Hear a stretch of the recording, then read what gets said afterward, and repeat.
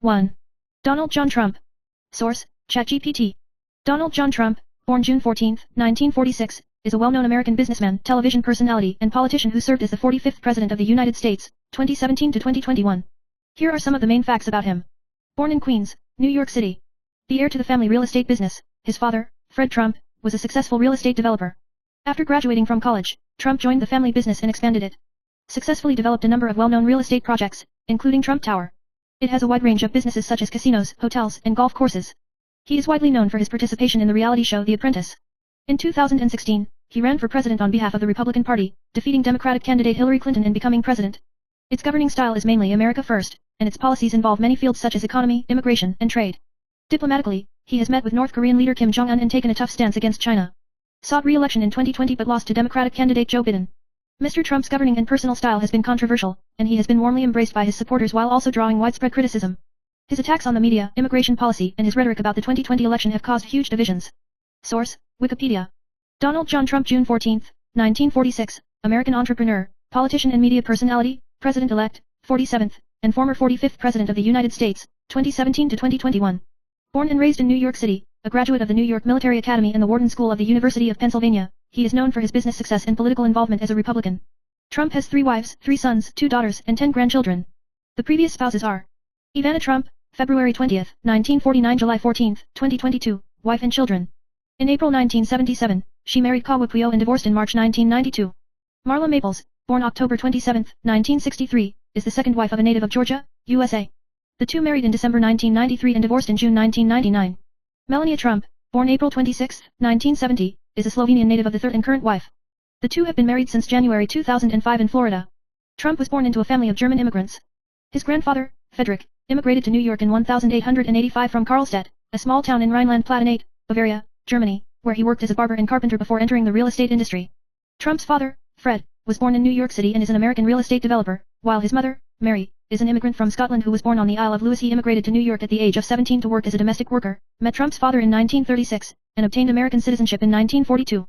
Fred was already a successful businessman in New York in the early 20th century. In 1927, Fred was arrested at a Ku Klux Klan rally in Queens and then released for failing to meet the criteria to go to trial, and Fred and his wife, Elizabeth, founded Elizabeth Trump and Son, who wrote checks for him before he turned 21. In the late 1920s, Fred began building detached homes in Queens that cost $3,990 per home. Through the mid-1930s during the Great Depression, he opened the Trump Mall in Wood Lane, Queens, through an ad "Eat yourself, take your pick." And it was an instant hit, helping to develop the concept of supermarkets. Just a year later, Fred sold it to King Cullen supermarket chain, which is still operating in the Suffolk area today, for a substantial purchase price. With funding, Fred built barracks and garden apartments for U.S. Navy personnel near major shipyards along the East Coast during World War II, selling them for affordable prices for veterans and financially disadvantaged military families. In 1950, Fred built a total of 2,700 apartments in Paradise Beach near Coney Island, New York, and in 1963, he built a 3,800 apartment Trump Village in Coney Island. Born into the German-American Trump family in New York, Trump attended military schools and the Wharton School of Business in his early years, earning a bachelor's degree in economics.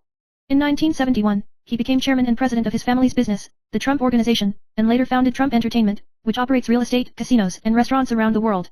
Between 1996 and 2015, he owned the Miss America and Miss Universe pageants, and hosted NBC's reality TV show Who's the Successor from 2004 to 2015. In 2017, Forbes ranked him as the 544th richest person in the world, 201st in the United States, and his net worth is $7.5 billion as of 2024. Trump first publicly expressed interest in running for office in 1987. In 2000, he won the reformist presidential primaries in California and Michigan, but soon withdrew. In June 2015, he announced his candidacy for the 2016 U.S. presidential election, attracting a lot of media coverage and international attention. In November 2016, Trump won a majority of electoral votes as the Republican presidential nominee, defeating her Democratic opponent Hillary Clinton and becoming the 45th President of the United States. At the time, he was the richest president in U.S. history, the first president to have never held any military or public office, and one of the presidents elected by a small number of popular votes. Trump lost re-election in the 2020 U.S. presidential election to Democratic opponent Joe Biden. In 2024, he was again nominated by the Republican Party to run in the 2024 U.S. presidential election, and defeated his Democratic opponent, then Vice President He-Jin Lee, in the election, and was elected as the 47th President of the United States. Trump's second victory broke a number of records, becoming only the second president in U.S. history after Grover Cleveland to be elected twice without consecutive terms, the oldest president to take office, the first Republican president to win a majority of popular votes since George W. Bush in 2004, and a record number of Republican electoral votes, best performance since 1988. With Trump convicted of all 34 counts in the May 2024 hush money criminal case, he also became the first former U.S. president to be convicted, the presumptive presidential nominee of a major political party, and the president elected after being convicted in a criminal case. Trump's political style and ideology are known as Trumpism and are considered right-wing populism, trade protectionism, and nationalism. He was impeached in 2019 and 2021 during his first presidential term, but survived both impeachments. Trump was born on June 14, 1946, at the Jamaica Hospital Medical Center in Queens, New York City, the second son of two sisters, a brother and a brother. Trump spent his early years at a Jamaican villa in Queens, New York, and attended Cullen College, a school in New York's Forest Hills. At the age of 13, his parents sent him to the New York Military Academy, hoping to guide him to put his energy and self-confidence in the right direction. He played on the school football team in 1962, was a member of the football team in 1963, and was a member of the school baseball team from 1962 to 1964, captaining the baseball team in 1964. Tobias, the coach of the local celebrities baseball team, praised Trump in 1964 for his dedication to local youth, and promoted him to the rank of cadet captain, alternate officer, when he was in his 4th grade. Trump and Cadet Donaldson, West Point, organized a mixed cadet unit to teach them advanced dense formations to train them on the 1964 Fifth Avenue Memorial Day marching skills. The New York Times was so impressed with the performance that it took a photo and published it prominently on the front page the next day. After 2 years at Fordham University, Trump transferred to the Wharton School of the University of Pennsylvania. While in college, Trump received 4 student service deferrals during the Vietnam War. In 1966, after a medical examination, he was deemed fit for military service. In July 1968, the local conscription board classified him as serviceable. In October 1968, he was classified as a 1Y, a conditional medical exemption for bone spurs, and in 1972, he was reclassified as a 4F, judged unfit for military service and permanently exempted from military service. After graduating with a bachelor's degree in economics and finance in 1968, Mr. Trump worked for his father, Fred's real estate firm. In his book, The Art of the Deal, Trump talks about his college career. After I graduated from the military academy in 1964, I suddenly wanted to go to film school. But in the end, I still consider that real estate is a better business. I started out at Fordham University. But after 2 years, I realized that since I had to stay in school for a while, I had to test whether I could challenge the best school. I applied to the Wharton School of the University of Pennsylvania, and I got in. I was so happy that I was able to make it happen, and I moved back home and spent all my time working with my father. In Govinda Blair's book, The Trump Family, 3 Generations of Empires, it is written that Trump had fewer friends at the Wharton School than at military school, and that he was friends with professors who taught real estate, which was a completely socially tricky situation. At present, the Trump family has a lot of assets, both movable and immovable, but also a lot of debts and unresolved business lawsuits, and there are very different opinions, whether he is a successful tycoon or that he is bankrupt. Trump is known for his high-profile lifestyle and is a successful real estate developer. He started to expand his business with his father's real estate empire as a starting point, and gradually expanded his business territory. During this period, Trump's personal lawyer was Cohen, who was known for his involvement in McCarthy's investigation of the underworld activities of the American Communist Party. Beginning in 1968, Mr. Trump was employed by his father's real estate company, Trump Management, which owned segregated, middle-class rental housing in New York City's outskirts. In 1971, his father made him president of the company, and he began using the Trump Organization as the umbrella brand. Between 1991 and 2009, he filed for bankruptcy protection for 6 of his businesses, the Plaza Hotel in Manhattan, the casino in Atlantic City, New Jersey, and Trump Hotels and Casino Resorts. In 2004, Trump served as executive producer and host for the NBC reality show Who's the Successor, in which several competitors competed and collaborated on commercial projects, with at least one contestant going out at the end of each episode, accompanied by Trump's trademark line, "You're fired." The winner of the show receives a 1-year contract with Trump Enterprises and an annual salary of more than $250,000.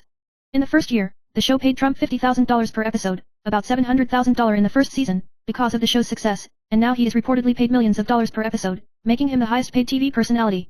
In 2004, Trump trademarked the phrase "You're fired," which is his most popular part of the show. In 2007, Trump was awarded a star of his own on the Hollywood Walk of Fame for his contribution to television on the show Who is the Successor.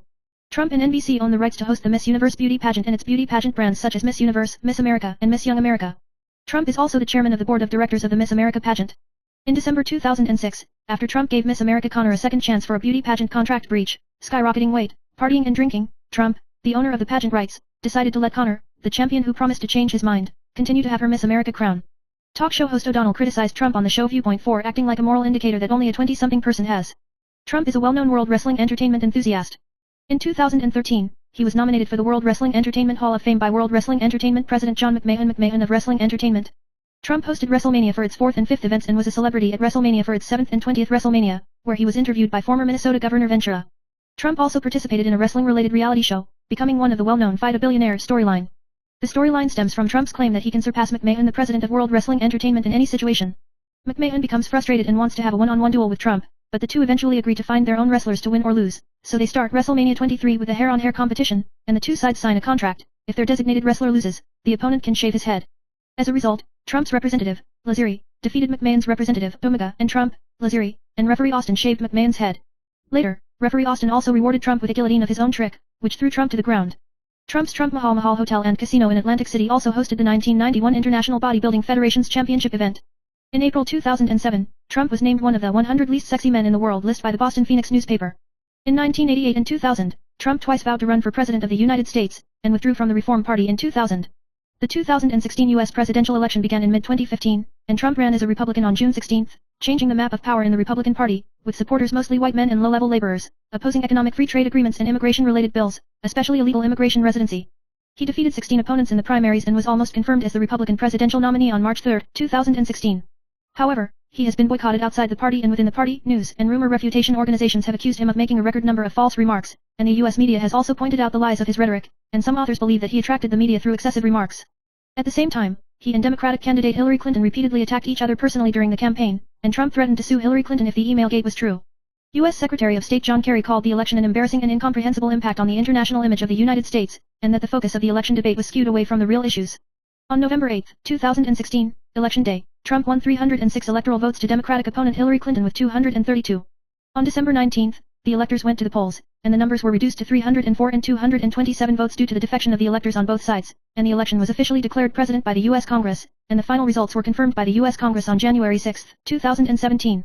Trump received fewer popular votes than Hillary Clinton, making him the fifth person to lose the popular vote and become president, a phenomenon dating back to 1824. Hillary Clinton received 2.86 million popular votes, 2.1 percentage points more than Trump, but did not receive an outright majority nationwide. Trump's victory was seen as a political reversal, and while Trump had long trailed Democratic candidate Hillary Clinton in the polls and she did win more popular votes, he underestimated Trump's support in most swing states on the campaign trail. Trump won most swing states like Florida, Iowa, and Ohio, and flipped Clinton's blue-walled states like Michigan, Pennsylvania, and Wisconsin, which have supported the Democratic Party since 1992, 1988 in Wisconsin. On January 20, 2017, Trump was inaugurated as President of the United States, becoming the first president in the history of the United States to have never held any military or public office in the past, and the richest and most married president.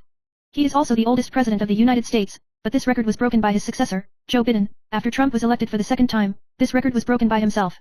In 2020, Trump broke with precedent by submitting his candidacy to the Federal Election Commission, FEC, within hours of his inauguration, expressing his desire to run for re-election. This transformed his 2016 election committee into a 2020 re-election committee. Less than a month into office, Trump officially kicked off his 2020 campaign on February 18, 2017, at a campaign rally in Melbourne, Florida.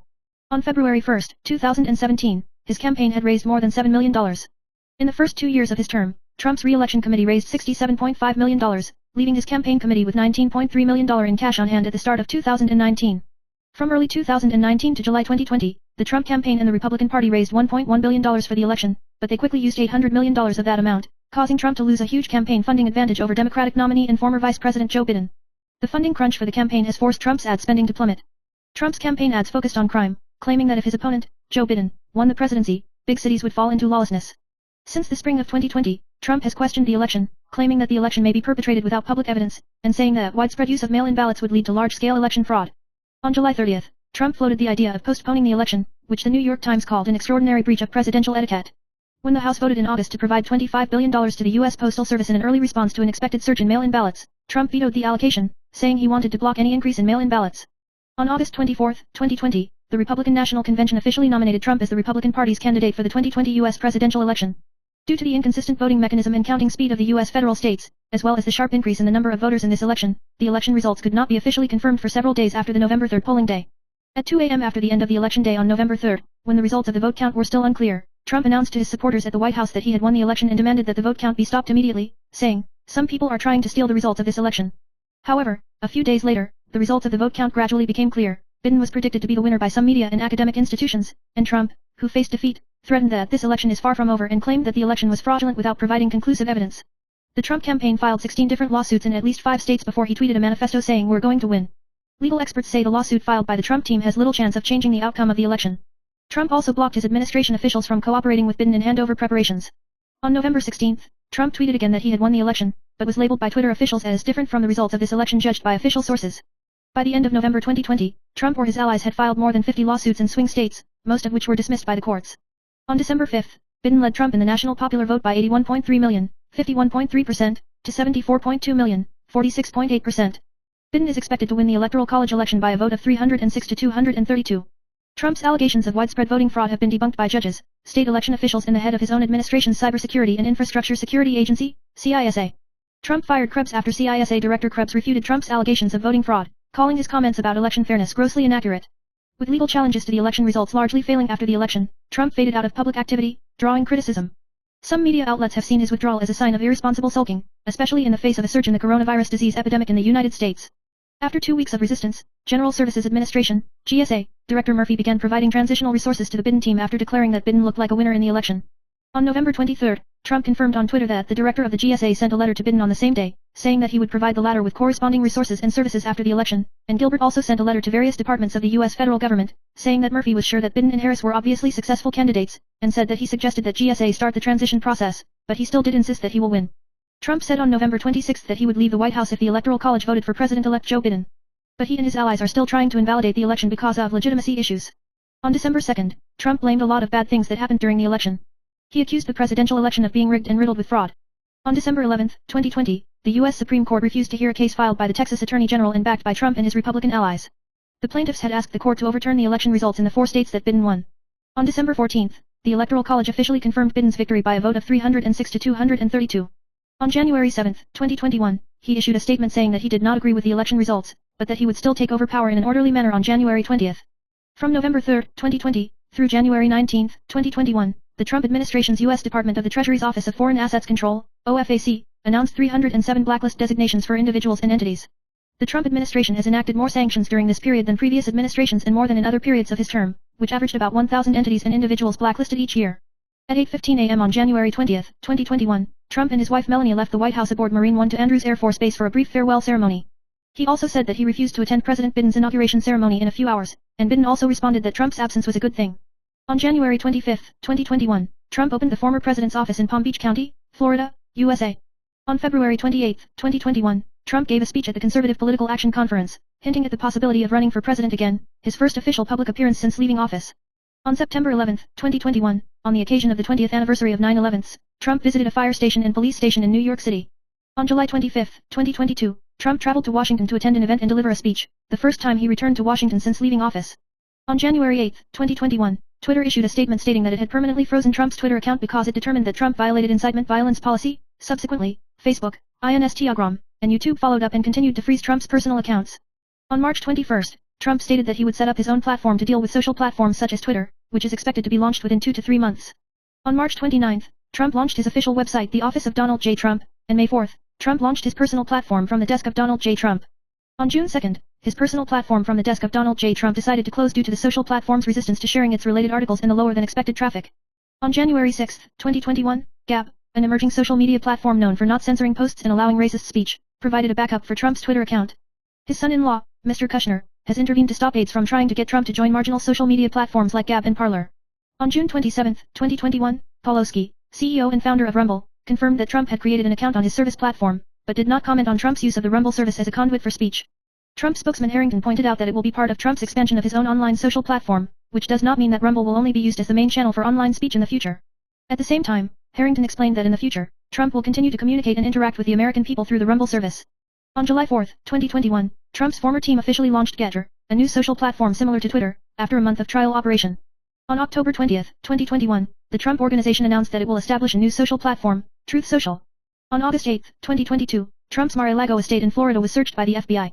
On August 10, 2022, Trump arrived at the New York Attorney General's office for investigative questioning, but Trump refused to answer any questions. On September 21, 2022, the New York State Attorney General filed a civil fraud lawsuit against Trump, his company, and its leadership, accusing them of inflating Trump's personal net worth to induce banks to lend to the Trump Organization. On November 16, 2022, Trump submitted a statement on his candidacy for the 2024 U.S. presidential election, which means that he officially announced his candidacy for the 2024 U.S. presidential election and the 2024 U.S. presidential election Republican primary, and he also said that his deputy will not be Mike Pence.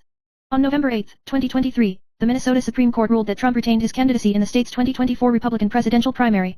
On December 19, the Colorado Supreme Court ruled 4-3 to disqualify Trump from running in the state's 2024 Republican presidential primaries in accordance with Section 3 of the 14th Amendment to the U.S. Constitution.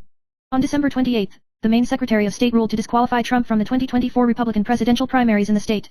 On February 28 of the following year, the Cook County Circuit Court in Illinois ruled to disqualify Trump from running in the state's 2024 Republican presidential primary. Subsequently, however, the Colorado Supreme Court's decision was overturned by the U.S. Supreme Court, invalidating the related delisting decision. On March 4, 2024, the Federal Supreme Court ruled 9-0 that Trump could not be unilaterally removed from the ballot. The Supreme Court said only Congress could enforce the provision, not the states. The 2024 Republican National Convention nominated Trump as the presidential nominee. U.S. Senator J.J. Murphy D. Vance is his running mate. At the time of the election, Trump was the first to win in the swing states of North Carolina and Georgia, and then to a clear lead in the other swing states, and he declared himself elected after believing that he had won a majority of the electoral votes. In the end, Trump won the 47th term of the United States, defeating Howard Lee and becoming the second non-re-elected president of the United States to serve twice since Grover Cleveland in 1892. Immigration ban. On January 27, 2017, Trump signed Executive Order 13769, which banned Muslim countries from Libya, Iran, Iraq, Somalia, Sudan, Syria, and Yemen for 90 days. Citizens of 7 countries entered the United States, of which Syria was for an indefinite period, and cited concerns about terrorism as a justification. On February 3, 2017, in Washington State v. Trump, a nationwide interim injunction suspended the order. The ruling was again upheld by the U.S. Court of Appeals for the Ninth Circuit on February 9 after appeals from the Trump regime. However, the injunction was reinstated and enforced by the U.S. Supreme Court in July 2017. Rusiagit. On May 10, 2017, Trump met with Russian Foreign Minister Sergei Lavrov and Ambassador to the United States Kislyak in the Oval Office of the White House, providing highly classified information to each other, according to administration officials and former government officials. But Trump's cabinet has denied the allegation. In May 2017, Trump announced that FBI Director Comey had been fired for mishandling Hillary's email investigation. Democrats, on the other hand, said Mr. Comey was fired because the FBI was investigating the Trump campaign's ties to Russia. According to a report in the New York Times, Comey, who was removed from office, wrote a memo in which Trump asked Comey to imprison journalists who reported leaks about his regime and demanded that the FBI terminate its investigation into former National Security Advisor General Flynn's ties to Russia. Rusiagit has been entangled in Trump for more than 3 years since he took office, and the Democratic Party and some scholars believe that Russia interfered in the U.S. election to prop Trump to power, and there may be a black box deal between the two that is not known to the outside world. The Rusiagit case was closed with the conclusion that the president himself was involved after a judicial investigation found no substantiated evidence. Relaxed drone assassination activities. Previously, the drone assassination activities of the Obama President Ma era were 8 times greater than that of his predecessor, because the CIA was authorized to carry out signature air raid operations to attack unidentified terrorists based on behavioral patterns and interpersonal inferences. However, this may lead to a sharp rise in the number of innocent deaths and injuries in many countries, so Obama was later subjected to international public opinion. So in July 2016, he passed an order requiring the Director of National Intelligence to release a public report showing the number of civilian casualties and discourse in drone attacks, in order to partially constrain the CIA's actions. According to a report by the London News Investigation Agency, between 2009 and 2015, the United States admitted to killing about 4,200 people by drones in the Middle East, of which about 800 were killed by civilians, but the report did not explain how the remaining 3,000 people were identified as terrorists. In early 2017, Trump told then CIA Director Pompeo that he hoped to carry out more aggressive airstrikes against U.S. enemies, and 2 months later Trump designated Yemen and Somalia as zones of intense fighting, where drone operations are not subject to Obama Treaty principles. In March 2019, Trump announced the abolition of the drone civilian casualty report because the enemy would read it and use it to the detriment of the United States, and the United States will no longer publish civilian casualties in drone assassinations. On January 3, 2020, under Trump's authorization, the U.S. military used drones to launch a 2020 airstrike on Baghdad International Airport, killing Major General Soleimani, commander of Iran's Islamic Revolutionary Guard Corps and Quds Force. The telephone gate incident was impeached. In the fall of 2019, there was a Ukrainian phone gate incident, and an intelligence official broke the data. Trump used his diplomatic authority to pressure the Ukrainian government, demanding an investigation into whether Hunter, the son of Democratic presidential candidate Biden, worked in a Ukrainian company for corruption, intended to be used as a campaign advantage, and on September 27, the news broke that a similar call was also made with Saudi Arabia and Russia, and soon after, the Democratic Party announced that it had launched an impeachment case to demand Trump's resignation. House Speaker Nancy Pelosi instructed the 6th chairman of the House of Representatives to participate in the investigation. On December 18, 2019, Trump was impeached by the U.S. House of Representatives for the PhoneGate scandal. Trump is also the 4th U.S. president to be impeached by the House of Representatives after Andrew Johnson, Nixon, and Clinton. The U.S. China trade war. During the election campaign, Trump lashed out at the trade asymmetry between China and the United States, criticizing China for strangling the United States with commercial means, accusing China of stealing American jobs, and confident that he was a strong negotiator and would beat him in talks with Beijing. On March 22, 2018, Trump announced import duties on a range of Chinese goods, amounting to about $60 billion a year, to punish China for stealing U.S. intellectual property and trade secrets. Since then, U.S. Treasury Secretary Stephen Mnuchin and Chinese Vice Premier Liu He have held trade talks in Beijing and Washington, D.C. The two sides issued a joint statement on bilateral economic and trade consultations in Washington on May 19, and the two countries reached a consensus not to fight a trade war and suspend mutual tariffs. But Trump still announced on June 15 that he would impose 25% tariffs on $50 billion worth of Chinese products, which was blamed on China's State Council's Made in China 2025 plan. China then retaliated by announcing reciprocal tariffs on U.S. imports. On September 17, the Trump administration announced an additional 10% tariff on $200 billion of Chinese goods. On September 18, China imposed tariffs on about $60 billion of goods originating in the United States. The Sino-US trade war initiated by Trump has had a significant impact on American agriculture. For example, since April 2018, when China imposed its first 25% tariff on U.S. agricultural imports, U.S. pig exports to China fell by a third in April and May.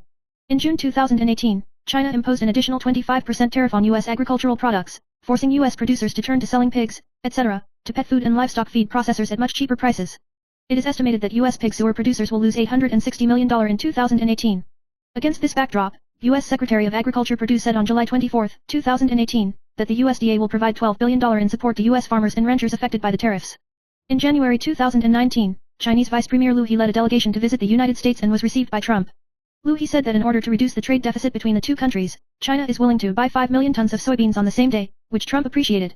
In the early hours of May 6, 2019, Trump announced on his Twitter that he would remove tariffs on $200 billion of Chinese goods from 10%. The increase will be increased to 25% and will take effect on May 11. Trump also said that the trade deal with China talks continue, but they are trying to renegotiate, which is too slow. U.S. Trade Representative Robert Lighthizer said that in the last week or so, we've seen China weaken its commitments, and I would say that in our view, China has abandoned the commitments that it has made. Until recently, he thought a historic deal with China was on the verge of being reached, Lighthizer said. Over the weekend, however, the talks seriously regressed. At 12:01 EDT on May 10, 2019, the U.S. Customs and Border Protection announced that it would officially impose 25% tariffs on more than 5,700 products worth $200 billion exported from China to the United States. Trade protectionist policy. Trump has criticized NAFTA, arguing that Mexican workers are stealing jobs from a large number of blue-collar workers in the United States. March 1, 2018. Trump announced the new tariffs at a meeting with representatives of U.S. steel and aluminum companies at the White House, saying that he would protect his industry by imposing high tariffs on steel and aluminum, with the new tariffs of 25% for steel and 10% for aluminum. On March 23, 2018, Trump signed an order to exclude the European Union, Argentina, Australia, Brazil, Canada, Mexico, and South Korea from the steel and aluminum tariffs by May 1. Trump decided in May whether to continue the waiver. On June 1, the U.S. decided to start imposing tariffs of 25% and 10% on steel and aluminum products from the European Union, Canada, and Mexico, respectively.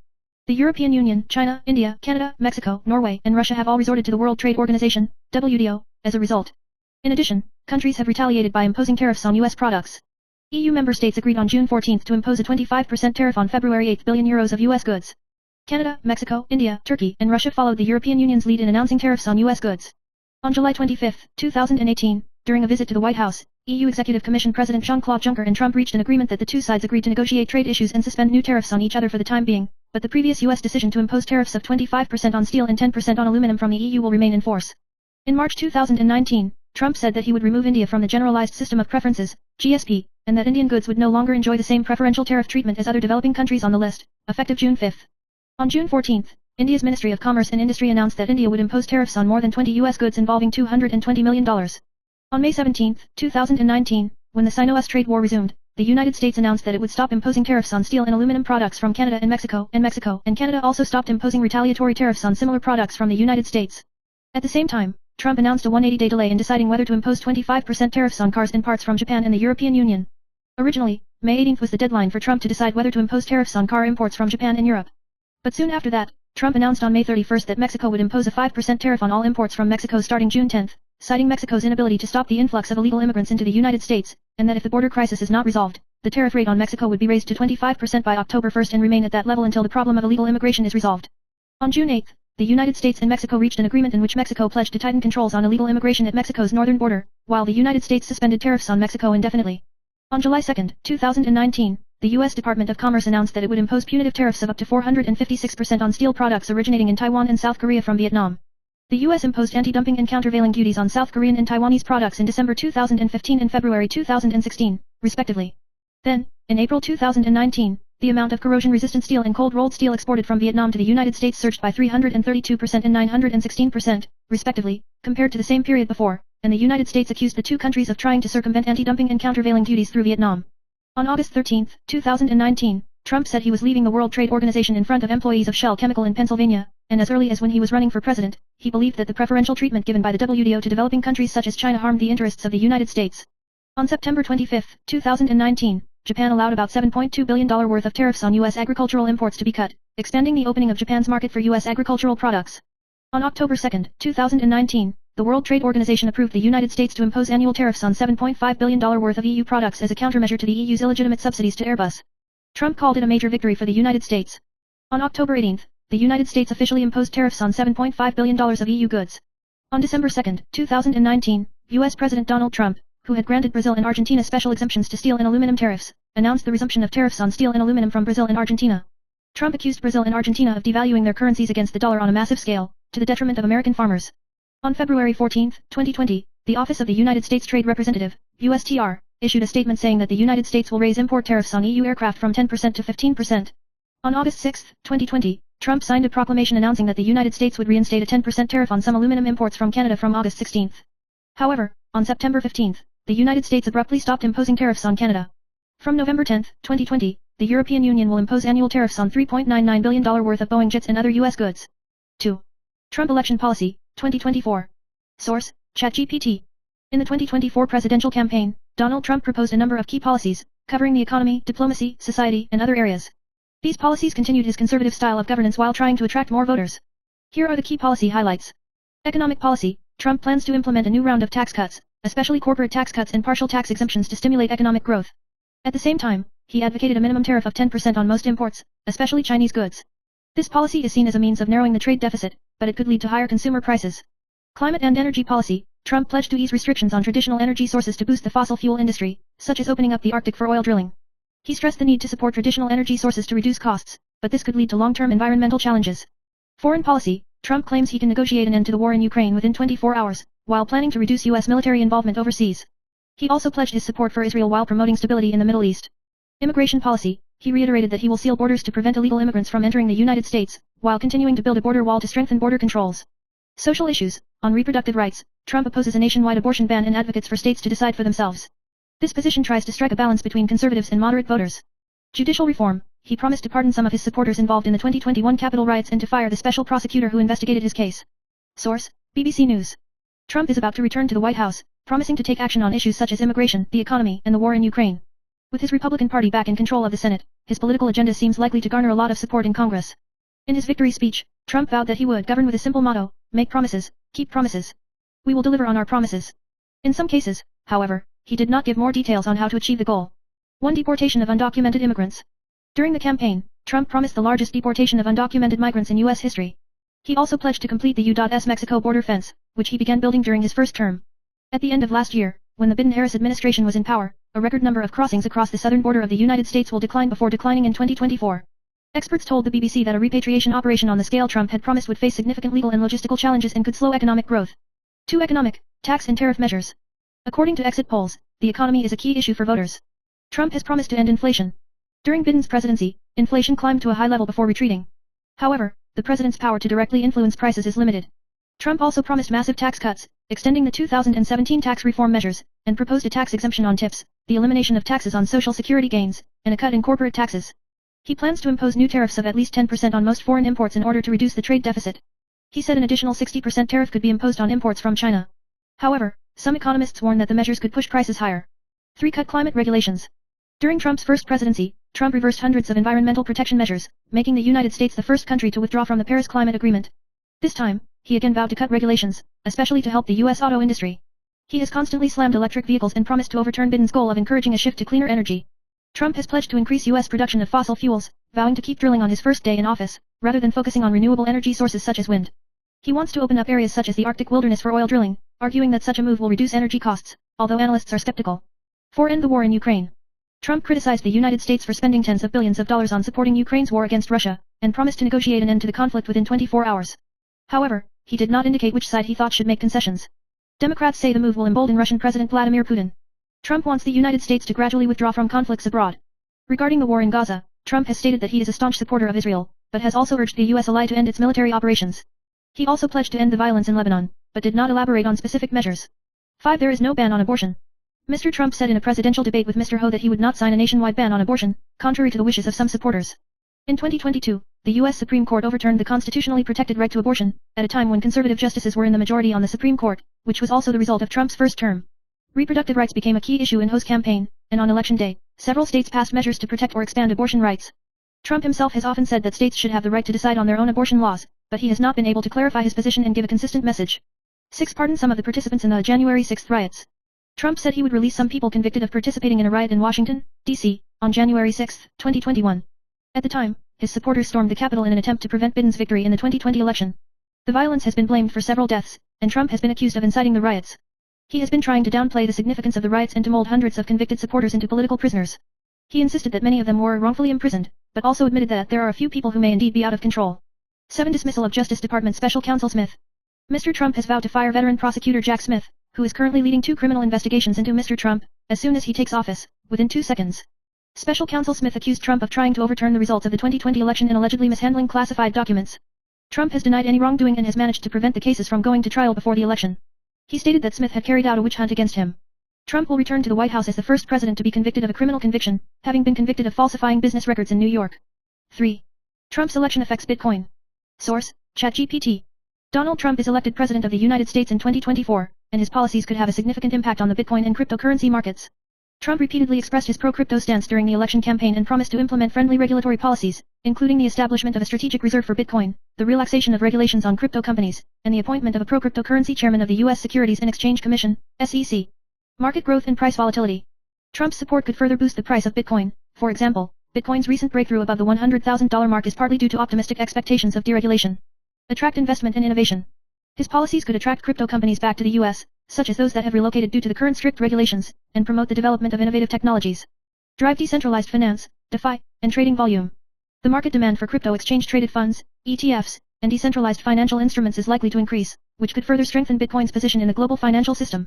While deregulation may help the market, it can also spark criticism, such as fears of increased speculation or the lack of underlying value of Bitcoin and other digital assets. Source: Economic Daily. Trump will return to the White House, and the recent Trump trade, has been hot, and Bitcoin has risen even more. Before Trump's election, he shouted that he wanted to include Bitcoin in the strategic reserve, and the outside world is optimistic that after he took office, the future of the cryptocurrency industry is limitless. Coupled with the change of accounting evaluation regulations, many U.S.-listed companies have recently grabbed Bitcoin. Will this boom blow to Taiwan? Do Taiwan's listed companies have a chance to follow the wave of virtual currencies set off by Trump 2.0?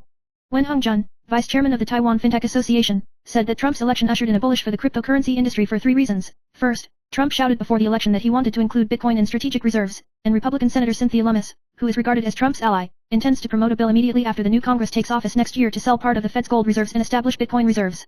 Although some people in the U.S. currency circle believe that Lummis's proposal will face a tough battle, and the possibility of establishing a strategic reserve of Bitcoin is extremely low, once it comes true, other countries will inevitably follow suit and push up the price of Bitcoin again. Second, the outside world is optimistic that the repeal of SAB 121 Act, which will help traditional financial institutions to invest in virtual currency business, may be resurrected. Wen Hongjian explained that the Biden administration was not very friendly to cryptocurrencies in the past, and many related bills were difficult to pass in the U.S. Senate and House of Representatives, even if the Senate passed, such as the revocation of SAB 121 bill, which can exempt traditional banks from the burden of custody of virtual assets, and help traditional finance accelerate the entry into crypto asset custody, but in the end Biden still did not sign. SAB 121 stipulates that banks that handle virtual asset custody business must incorporate customers' virtual assets into the bank's balance sheet, which greatly affects banks' willingness to expand their virtual asset business.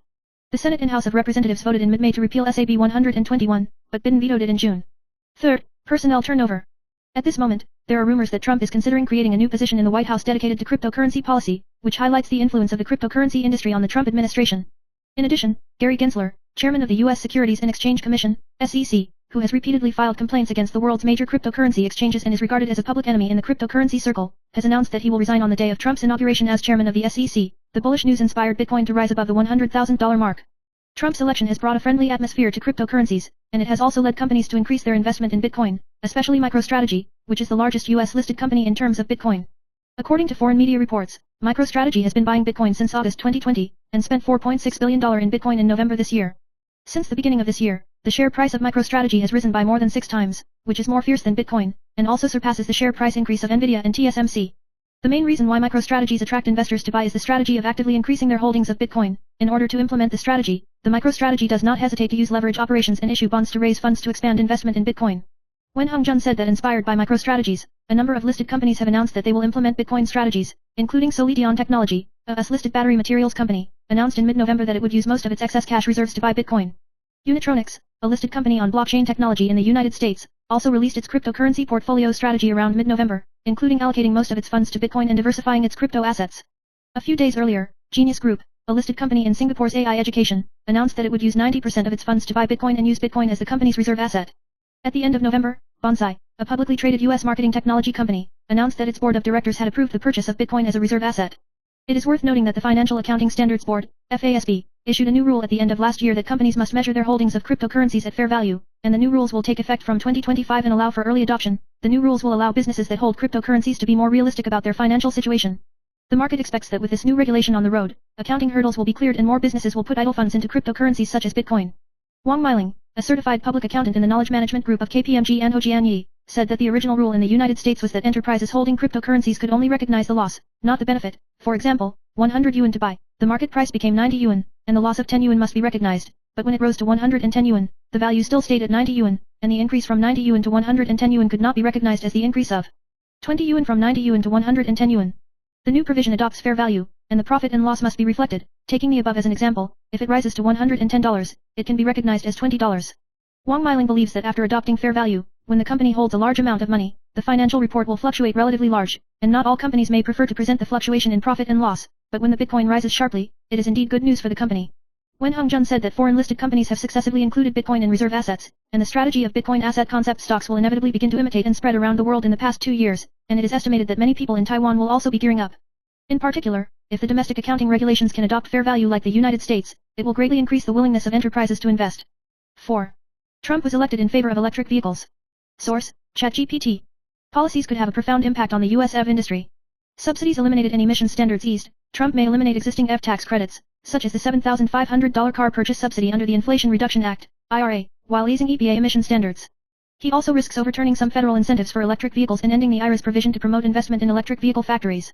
Support for conventional fuel vehicles. Trump may support preserving the market position of conventional fuel vehicles, and even propose a ban on states to unilaterally ban the sale of fuel vehicles in order to maintain jobs and consumer options in the auto industry. Impact on Tesla. Tesla could benefit from the removal of subsidies, which could increase the price of electric vehicles, as weaker competitors will have a harder time competing with Tesla.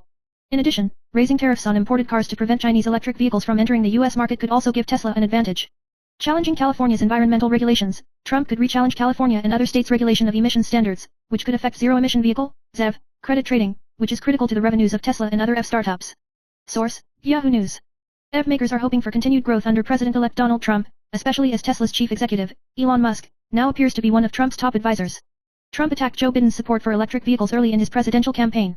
He once said, "Think about it, Biden wants to implement an electric car mandate, and that would herald the demise of the American auto industry." In the final month of Trump's campaign, he got a big boost from Elon Musk, the chief executive of an electric car company. He, Musk, created the first major American car company in generations, Trump said. His rocket company is the only way we can now send American astronauts into space. Come on, Elon. Musk said, "As you can see, I'm not just a Make America Great Again, faction, I'm a dark mega faction." Since Trump's election victory, Musk has agreed to join his new administration to help improve efficiency. Shares of Tesla, Musk's electric car company, have jumped more than 25% since election day, with its market value topping $1 trillion for the first time in 2 years. So, what can EV makers expect from a Trump team that includes Tesla's boss? At the Los Angeles Auto Show, Shiv Sekond was showing off the 4-motor, all-electric Draco supercar. Draco Vice President Shiv Skander said, "It makes me super excited to think that Elon is there, and that the president is listening carefully to his advice. I think this is very powerful for the American industry, not just for electric vehicles, but for all areas. Our goal is to be more competitive, especially when threatened by foreign competition." Trump has pledged to raise import tariffs, and electric cars made in the United States could be more competitive. Miles Johnson, a spokesman for South Korean automaker Hyundai, said the company would produce its ION IQ9 electric truck in Georgia, USA. Hyundai spokesman Miles Johansson said, "The ION IQ9 will be produced there. There will also be 2 battery joint venture plants in Georgia, so batteries will also come from the US market, and cars will be produced in the US market. So, we are committed to the US market." EV makers are also noting that Trump could end the $7,500 federal tax credit for EV buyers. Charging systems company Ampure's John Thomas says it's all part of the evolution of the market. "We don't want to motivate something forever," Thomas said. "What we hope for at the end of the day is that the incentives are the motivation to start the industry, and then you slowly pull it back. I think that's what we're seeing in Europe." According to the Kelley Blue Book, electric vehicle sales in the United States reached a record 1.2 million units last year, accounting for more than 7% of the total US car market. 5. The country with the most bitcoins. Source: ChatGPT. As of 2024, the United States is the country with the most bitcoins, with the government owning about 207,189 bitcoins and a market capitalization of more than $20 billion. These bitcoins are mainly derived from seizures by law enforcement agencies, such as asset forfeiture in the Silk Road case. China is not far behind, holding around 194,000 bitcoins. Other notable countries include the United Kingdom and Ukraine. Although El Salvador only holds about 5,942 bitcoins, it has attracted attention for listing Bitcoin as legal tender and integrating it into the country's financial policy. In addition, some large corporations and cryptocurrency exchanges have also mastered large amounts of Bitcoin. BlackRock, for example, holds about 350,000 Bitcoins through its Bitcoin ETF, while Binance, one of the world's largest cryptocurrency exchanges, holds more than 609,000 Bitcoins in custody. Bitcoin's gradual concentration in the hands of governments and institutions reflects its gradual integration into the traditional financial system and regulatory framework. Source: Dynamic Zone Trends. The Bitcoin Treasuries website, built and maintained by CoinKite, a manufacturer of Bitcoin security hardware, tracks the number of Bitcoins held by major entities, aggregating available data from SEC filings, quarterly reports, press releases, etc., and according to the ranking of Bitcoins held by governments. The US is currently the largest government in terms of currency holdings. The amount of Bitcoin held by governments is as follows. United States, 213,246 BTC, with a current value of $13.58 billion. China holds 190,000 bitcoins, with a current value of $12.1 billion. United Kingdom, 61,000 BTC, with a current value of $3.8 billion. Germany holds 50,000 bitcoins, with a current value of $3.18 billion. Ukraine holds 46,351 bitcoins, with a current value of $2.95 billion. El Salvador holds 5,702 bitcoins, with a current value of $363 million. Bhutan holds 621 BTC, with a current value of $39.55 million. Venezuela holds 240 bitcoins, with a current value of $15.29 million. Finland holds 90 bitcoins, with a current value of $5.73 million. Georgia holds 66 bitcoins with a current value of $4.2 million. 6. New York Military Academy. Source: ChatGPT. The New York Military Academy, NYMA, is a long-established private boarding military school founded in 1889 in Cornwall-on-Hudson, New York. Here are some of the main messages about the college. History and background. Year founded, 1889 by Colonel Charles Jefferson Wright. Educational philosophy: combining military discipline and academic education, it aims to cultivate students' leadership, sense of responsibility and academic ability. Notable alumni, including U.S. President Donald Trump, sports personalities and business leaders. Source: Wikipedia. The New York Military Academy, abbreviated as NYMA, is a college preparatory boarding school located in the small town of Cornwall, New York, United States, 97 kilometers north of New York City. It is one of the oldest military schools in the United States, originally a boys' school that began admitting female students in 1975. U.S. President Donald Trump graduated from the school in 1964. 7. Wharton School of the University of Pennsylvania. Source: ChatGPT. The Wharton School of the University of Pennsylvania is one of the world's top business schools, renowned for its excellence in business education and research. Here are some key facts about Wharton. Founded in 1881 by American industrialist Joseph Wharton, it is the world's first university-level business school. Location: Philadelphia, Pennsylvania, USA.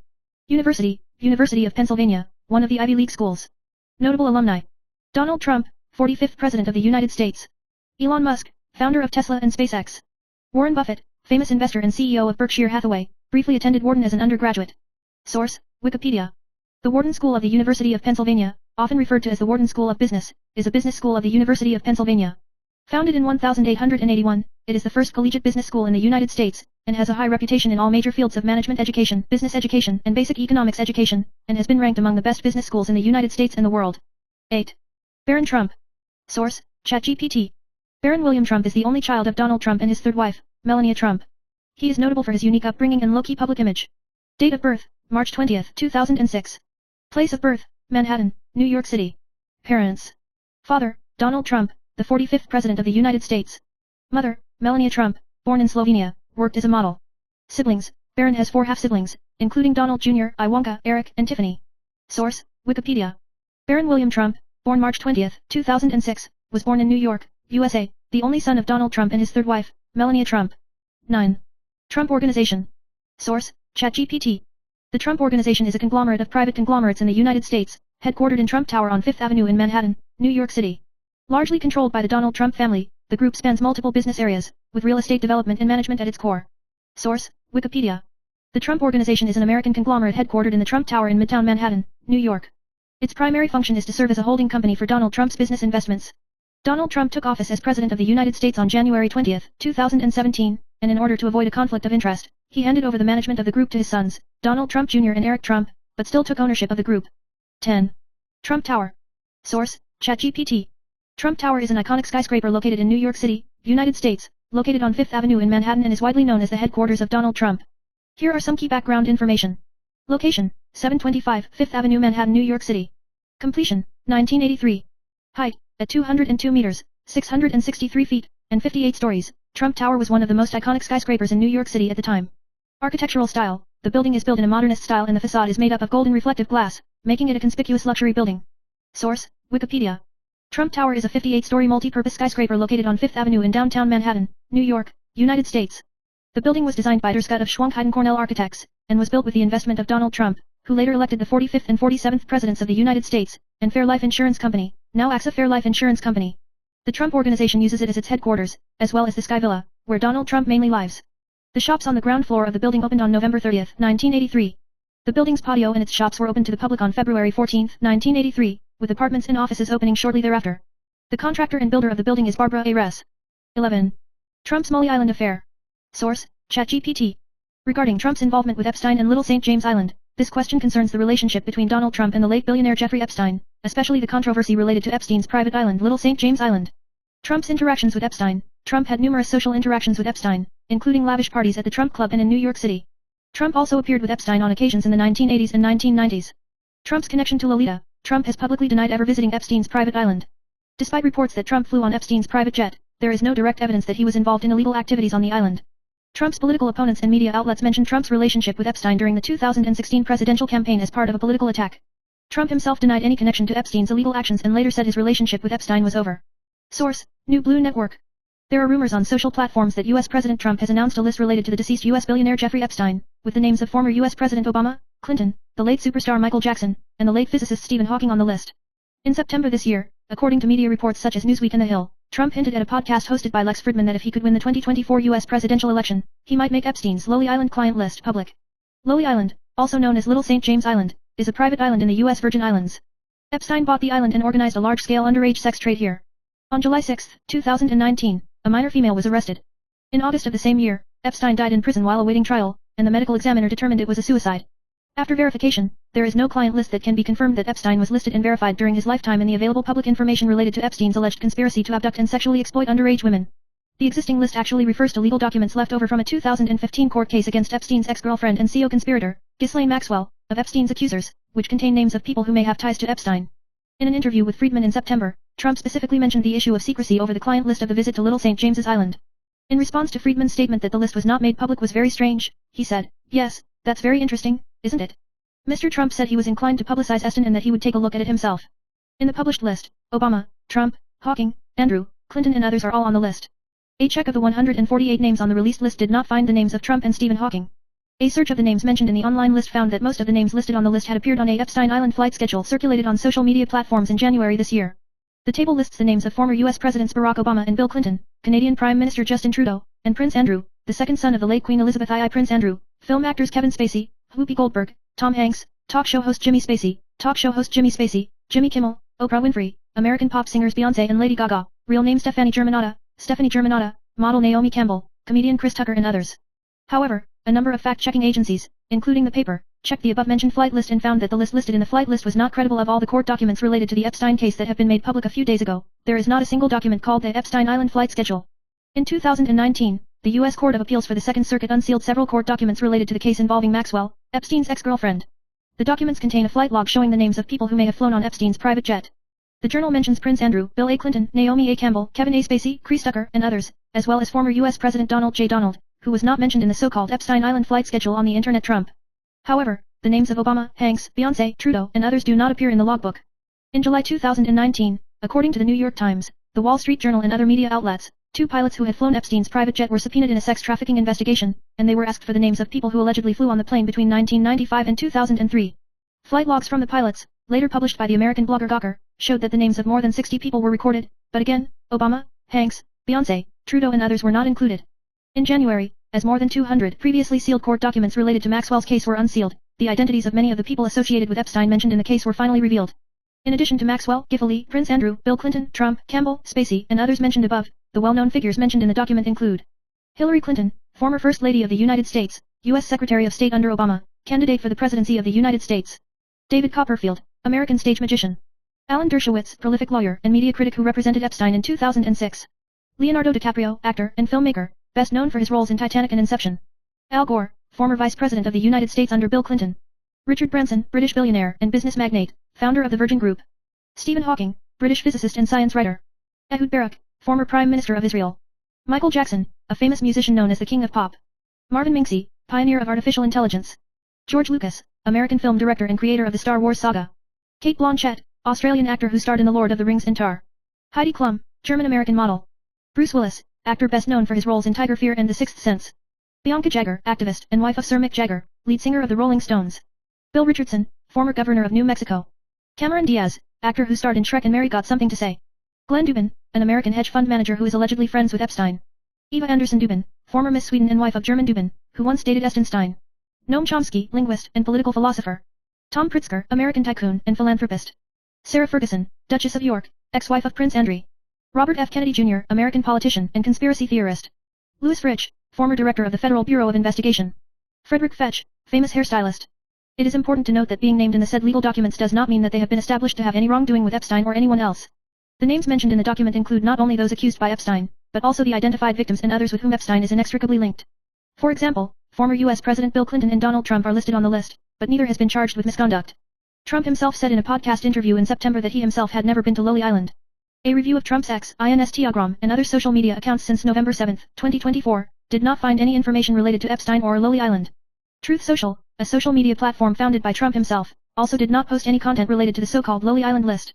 To sum up, as of now, there is no public evidence that Trump has published the Lolly Island list, nor has there been any evidence that Epstein actually listed a verified client list during his lifetime.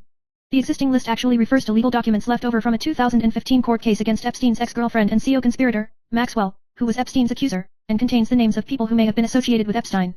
However, the presence in these legal documents does not mean that the parties have been established guilty of any wrongdoing with Epstein or anyone else.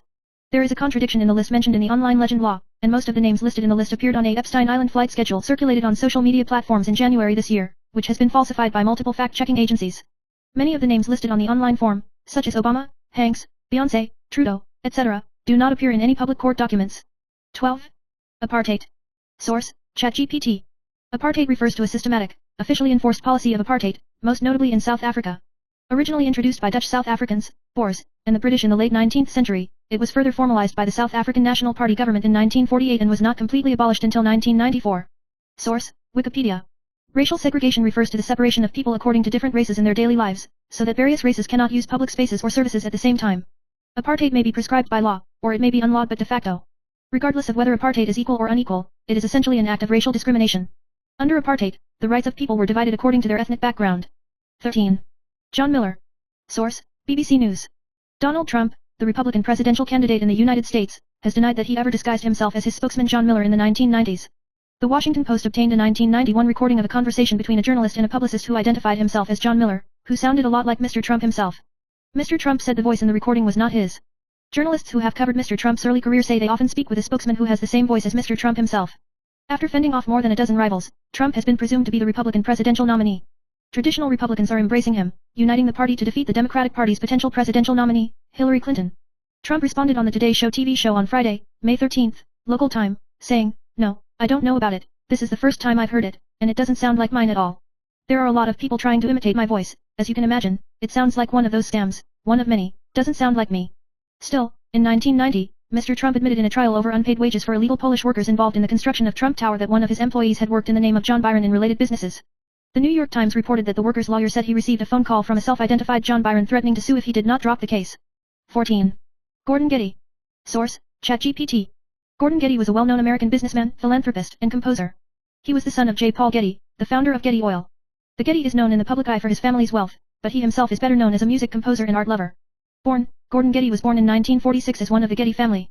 Family wealth. His father, John Paul Getty, was one of the richest men in the 20th century and founded one of the world's largest oil companies, Getty Oil. Gordon inherited the family's vast fortune, but instead of focusing on business, he chose a musical path. Source, Douyin Encyclopedia.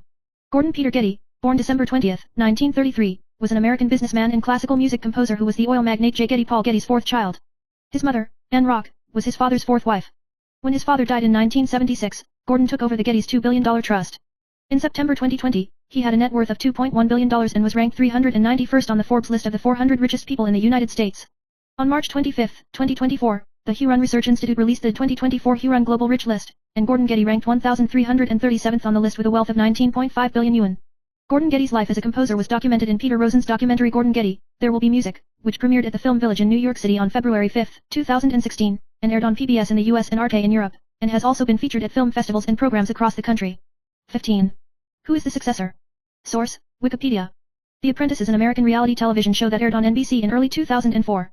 The show is co-produced by Mark Burnett Productions and Trump Productions LLC. Television producer Mark Burnett and New York real estate tycoon and future president of the United States Donald Trump are executive producers of the show, and Trump was the show's host. The show is to select a suitable person for Trump to be his successor, and the winner of this ultimate interview can get a one-year contract with an annual salary of $250,000 from Trump.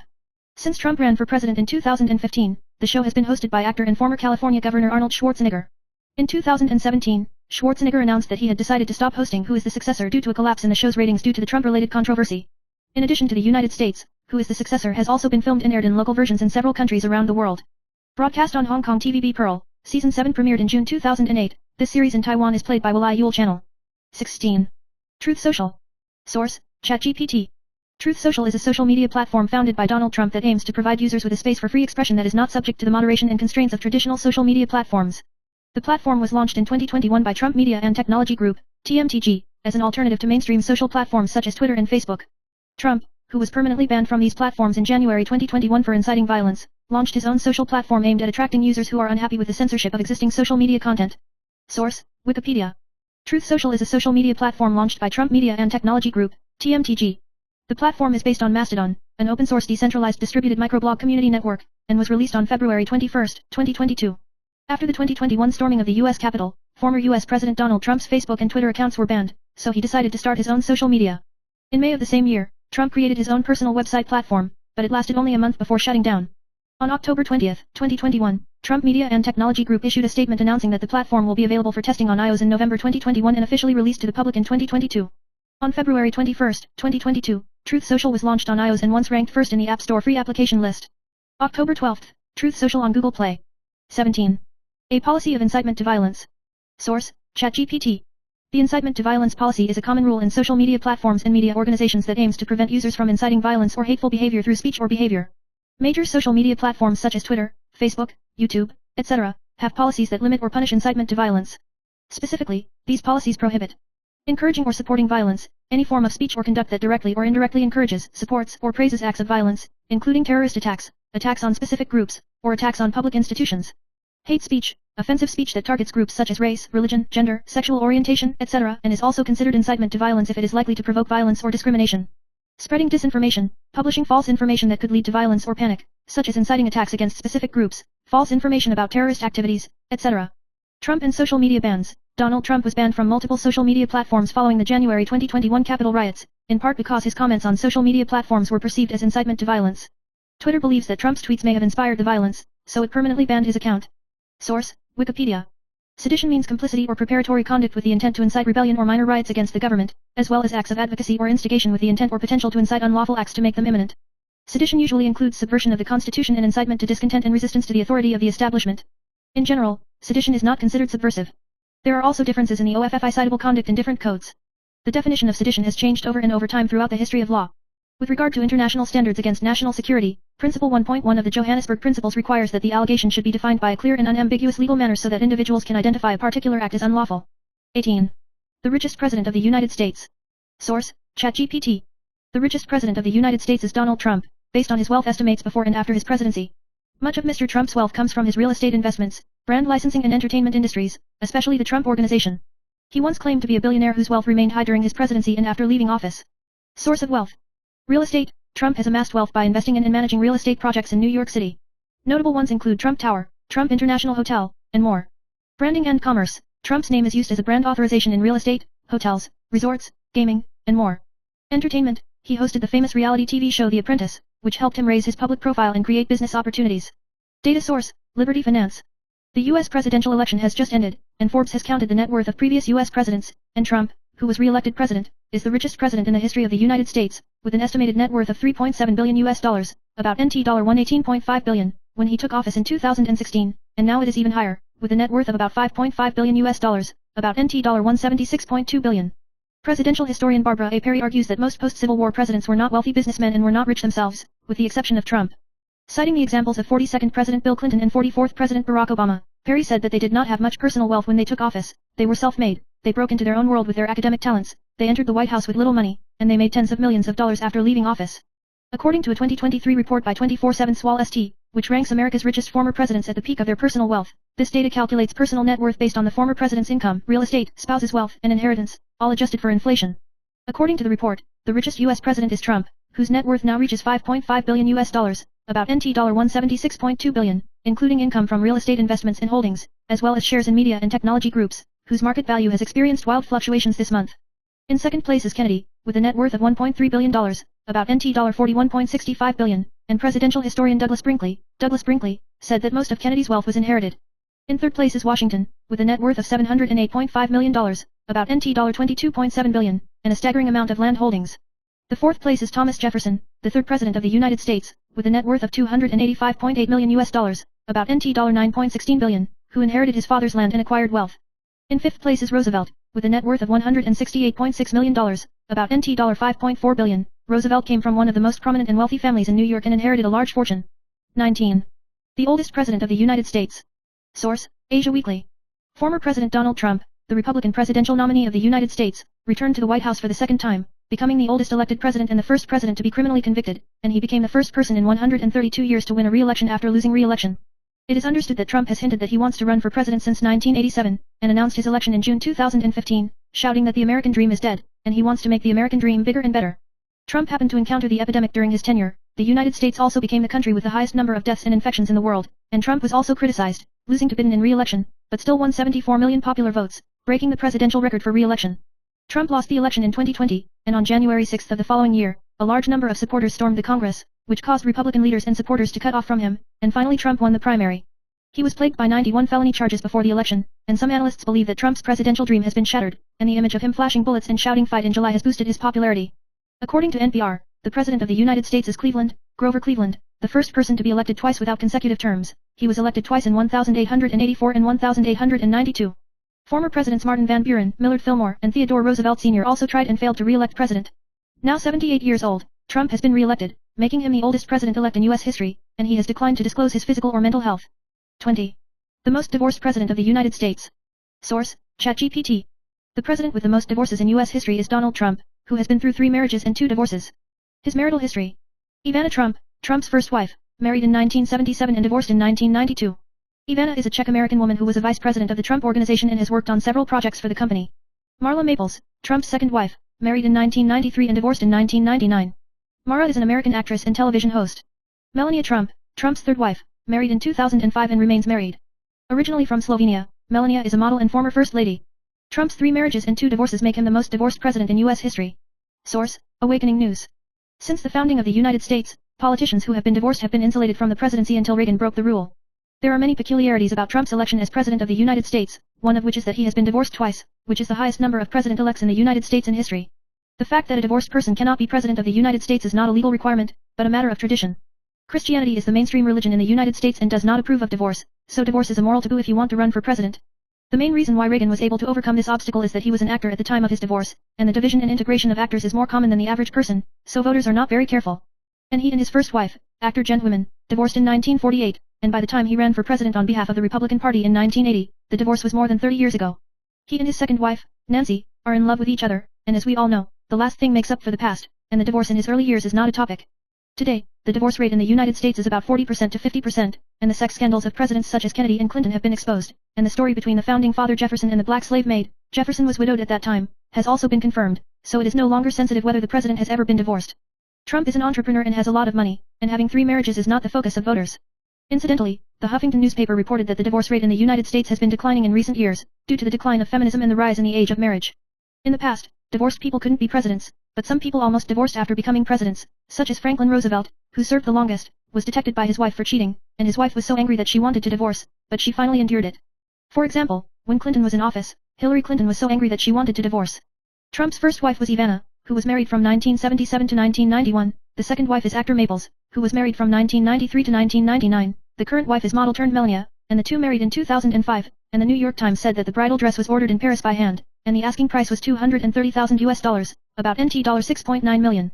Among the wedding guests were Mr. and Mrs. Clinton, who had stepped down from the presidency, and Hillary Clinton was a U.S. Senator. Trump has been married to 5 children for the 3rd time. Reminiscent of Taylor, the 10th President of the United States, his wife died in 1842, leaving behind 8 children. Taylor remarried, and his bride Julia was 35 years younger than herself, only 21 years old, the youngest First Lady in American history, and she gave Taylor 7 children, making Taylor the most prolific President of the United States. 21. The American Deep State. Source: ChatGPT. The deep state refers to bureaucracies or power structures that are perceived to exist with covert and non-democratic control that are perceived to substantially influence or manipulate state policy beyond the ostensibly elected leadership of the government. The concept is often associated with conspiracy theories and often appears in political discussions, especially when government policies or actions appear to be contrary to the wishes of voters. Origin and concept. The term deep state comes from concerns that certain government agencies, such as intelligence agencies, military, or security services, have too much power. Proponents argue that by manipulating policies and decisions, these institutions can influence the long-term direction of the country and may even influence the outcome of elections. In some cases, the existence of the deep state has been described as highly secretive and consists of a group of government officials, business magnates, bankers, etc., who appear to be behind the affairs of the state. Characteristics of the deep state. Bureaucracy and non-elected institutions. Proponents of the deep state argue that some of the country's political decisions are not entirely decided by elected officials, but are dominated by some unelected bureaucracy and personnel. Cross-party cooperation. These so-called members of the deep state are seen to cross partisan lines and implement strategies of national interest that often do not align with public expectations or needs. Military and intelligence. In the conspiracy theories of the deep state, the military and intelligence services are often seen as an important part of it, especially their key role in national security and foreign policy. Perceptions of deep government. Proponents. Some argue that the existence of the deep state is justified and that it represents the long-term interests and stability of the state that may be at odds with the short-term goals of the electoral cycle and political shifts. Critics' view. Critics argue that the deep state is a threat to democracy because it can lead to voters losing real control over government decisions. Especially when policies do not align with popular will, the deep state is accused of being opaque, unaccountable, and anti-democratic. Controversy and conspiracy theories. The deep state is often associated with conspiracy theories, especially in extreme political contexts. During President Trump's presidency, for example, he spoke of the existence of the deep state, and many supporters believe that the opposition within the government is secretly undermining his policies. In some cases, the concept has been criticized as a fictional statement designed to explain the opacity and complexity of government decision-making. In conclusion, the concept of the deep state remains a controversial topic in political and social discourse, and there is no clear evidence to support its existence. Source: Wikipedia. The deep state in the United States is a conspiracy theory that is purportedly a secret network of people at the top of the federal government, finance, and industry acting as a hidden government exercising state power in parallel with or within the legitimately elected U.S. government. Donald Trump has supported this conspiracy theory since his 45th presidency and said that the deep state is manipulating the American regime, and he has openly criticized the mainstream media for spreading fake news and opposing the opposition party, and even accused former President Barack Obama of wiretapping. Trump supporters also use the term to refer to intelligence agency officials and executive branch officials interfering with and resisting the country's policies through leaks or other internal means. Breitbart News, a far-right media outlet in the United States, expressed its belief that intelligence agencies were considering a coup d'état, believed that the mainstream media had long been reduced to corporate thugs, and questioned that the U.S. government was being manipulated by the deep state that strongly supported globalism. According to the far-right website True Pundit, FBI Deputy Director Andrew McAbee gathered 16 senior officials in the Bureau to conspire to undermine the political career of National Security Advisor Michael Flynn and fabricate evidence to frame U.S. President Donald Trump. According to the New York Times, Trump's White House aides often refer to the deep state, which they believe is undermining the authority of the U.S. president. According to the Washington Post, U.S. Presidential Advisor Stephen Bannon believes that the deep state is a direct threat to Trump's presidency. LifeZette, a U.S. news outlet, reported that a handful of U.S. border officials resisted Trump's policy and continued to follow former President Barack Obama's arrest and release directives. Some of Trump's allies and right-wing media believe that Obama is coordinating the deep state's resistance to Trump. 22. BlackRock Corporation. Source: ChatGPT. BlackRock is one of the world's largest asset management companies, founded in 1988 and headquartered in New York, USA. BlackRock offers a wide range of financial products, including equities, bonds, real estate investments, and more, and its assets under management are often among the best in the global asset management industry. As a leading investment manager, BlackRock's clients include institutional investors, governments, pension funds, and individual investors. Key features. The world's leading asset management, BlackRock manages more than $8 trillion in assets, far more than any other competitor. This makes it one of the largest asset managers in the world. Investment products and services. BlackRock offers a wide range of investment services, including actively managed funds, passive investment strategies, e.g., ETFs and other alternative investment strategies. Technology and innovation. BlackRock also invests heavily in fintech, particularly in its well-known Aladdin platform for risk management and investment analysis. Aladdin has become the leading tool for risk management in the financial world. Social responsibility and ESG investment. In recent years, BlackRock has vigorously promoted environmental, social and governance, ESG, investment, advocating that companies consider social responsibility and sustainability issues when investing. Controversy and criticism. Despite BlackRock's immense influence in the financial world, it has also faced some criticism, particularly regarding its investment strategy in the environmental, social and governance, ESG, space. Some critics argue that BlackRock's investments are not fully aligned with its advertised environmental commitments, and that its investments are too large and could have too much impact on global markets and economies. BlackRock's scale and global influence make it an important position in international financial markets, influencing global economic policy and changes in financial markets. Source: Wikipedia. BlackRock Inc. NYSE, BLK, is an American investment management company headquartered in New York City, with 70 offices in 30 countries and clients in 100 countries. The main business is to provide investment management, risk management, and financial advisory services for corporate and retail channels. Its well-known funds include BlackRock Global Asset Allocation Fund, BlackRock World Mining Fund, BlackRock Latin America Fund, BlackRock Emerging Europe Fund, BlackRock World Energy Fund and BlackRock New Energy Fund. Today, BlackRock employs 18,400 people and collectively manages $8.59 trillion in assets across equities, fixed income, cash management, alternative investments, and real estate advisory strategies. In 1976, Larry Fink, the founder of BlackRock Group, graduated from the University of California, Los Angeles with a master's degree in business administration. In the same year, he joined First Boston Investment Bank, was promoted to department management in 1978, and became the youngest director in the history of First Boston Investment Bank at the age of 31, and is expected to become the company's CEO. But a failed investment at First Boston in 1986 resulted in a loss of about $100 million, prompting Larry Fink to resign in 1988. Fink's decision to create a risk-focused investment management firm impressed Blackstone's founders, Peter Peterson and Stephen Schwartzman, and in 1988, Fink borrowed $5 million from Blackstone to set up BlackRock's predecessor, Blackstone Financial Management, in BlackRock's office building. In 1992, BlackRock's financial asset management division became independent from BlackRock and changed its name to BlackRock. In 1995, BlackRock merged with PNC's asset management division to launch a mutual fund. In 1999, BlackRock was listed on the New York Stock Exchange, NYSE, BLK, through an initial public offering. In 2000, BlackRock developed Aladdin's risk management system. In 2005, BlackRock acquired State Street Equity Research. In October 2006, BlackRock merged with Merrill Lynch Investment Managers to become the largest publicly traded asset management company in the United States. In 2007, BlackRock acquired the Close Group's fund of funds business. In 2008, BlackRock acquired and launched Financial Market Advisory Services. On June 12, 2009, affected by the economic recession caused by the financial crisis, Barclays Bank sold its asset management division Barclays Global Investors, BGI, to BlackRock at a price of $13.5 billion to boost its capital adequacy ratio in the U.S. The market share of exchange-traded funds is close to half of the market, and BlackRock manages about $1.3 trillion in assets. In the end, BlackRock contributed $6.6 billion in cash and 37.8 million common shares worth $6.9 billion, representing approximately 19.9% of the combined company, for a total consideration of $13.5 billion. On December 1 of the same year, the two companies officially completed the merger. The new name of the merged company was BlackRock, while continuing to maintain the iShares brand, and the assets under management of BlackRock Group jumped to about $3.19 trillion, becoming the world's largest investment management company. September 9, 2011, BlackRock announces that Kabo Mckabo will join as chairman of Asia Pacific and become a member of the Global Executive Committee and Global Operations Committee, reporting to Chairman and Chief Executive Officer Lawrence Fink. Kabo Ma is the Chief Executive Officer of HSBC Hong Kong. May 21, 2012, Barclays sells its entire 19.6% stake in BlackRock for $6.1 billion. Barclays says it agrees to buy back $1 billion of its 19.6% stake. January 18, 2014, BlackRock and other investors invest $250 million about $1.94 billion, in cloud storage service company Dropbox, and this financing values Dropbox closer to $10 billion about $78 billion. November 4, 2015, BlackRock agrees to acquire Bank of America's $87 billion money market funds business to expand its business to meet new regulatory requirements. The merger will expand BlackRock's treasury management business to $372 billion. 2017, BlackRock launched private securities investment fund business in China, exited in March 2021. June 2021, BlackRock was approved to open in China to engage in mutual fund business. Announced on December 28, 2022, Baird and Vladimir Zelensky have coordinated the company's role in Ukraine's reconstruction. An affiliate of BlackRock is under investigation for allegedly shorting shares of Trump & Co. before the July 13, 2024, assassination of Trump, but the company has denied doing so. In addition, BlackRock had filmed an ad in 2022 that featured the assassinated gunman, Thomas Matthew Crooks, which BlackRock subsequently pulled down on July 15, 2024. 23. Dark Web. Source, ChatGPT. The dark web is a part of the internet that is usually accessible through specific software, configurations, and authorizations, and is commonly accessed through the Tor, the Onion router, network or an anonymous network such as I2P. These networks offer a higher level of anonymity and privacy protection than the average internet. Features and operation. Anonymity and privacy protection. The biggest feature of the dark web is that it provides user anonymity. By using a tool like Tor, users' online activity and location can be hidden, enhancing the protection of personal privacy. Hotbed of illegal activity. While the dark web has legitimate uses, such as protecting free speech and privacy, e.g., journalists and activists in high-risk areas, it is also widely exploited by illegal activities, including the drug trade, arms trade, hacking services, and the sale of counterfeit goods.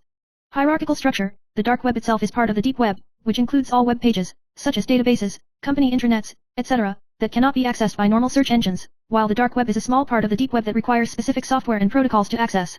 Legal and illegal cases of using the dark web. Legitimate use. In some countries, the dark web is used as a tool for free speech, especially where speech is restricted, and journalists and activists can use it to evade surveillance and censorship. Illegal uses. The dark web is also widely used to sell illegal goods and services, including drugs, fake documents, hacking tools, and more, making it a major focus for law enforcement. Risk and safety. When using the dark web, some users may engage in illegal activities due to anonymity and privacy protection, and on the other hand, there are many security risks, such as malware, scams, and privacy violations by criminals. Therefore, you need to be extra careful when using the dark web to keep your data and identity safe. The dark web is a hidden part of the internet that has both legitimate and illegitimate applications and many illegal activities, so it's important to understand how it works and the potential risks. Source, Wikipedia. The dark web is a World Wide Web content that exists on the dark web and overlays, and can only be accessed with special software, special authorization, or special settings on the computer. The dark web is made up of a small part of the deep web. The deep web is not indexed by normal web search engines, e.g., Google, Yahoo, etc., and sometimes the term deep web is often incorrectly used to refer to the dark web. The hidden service networks that make up the dark web include small peer-to-peer networks for F2F as well as large popular networks run by public organizations and individuals, such as Tor, the Liberty Web, I2P, and Riffle. Darknet users refer to it as a clear net based on the unencrypted nature of regular networks. The Tor dark web, known as Onion Land, uses traffic anonymization techniques for the network's top-level domain suffix .onion and onion routing. Dark websites can only be accessed through networks such as Tor, the Onion Router Project, and I2P, the Invisible Web Project.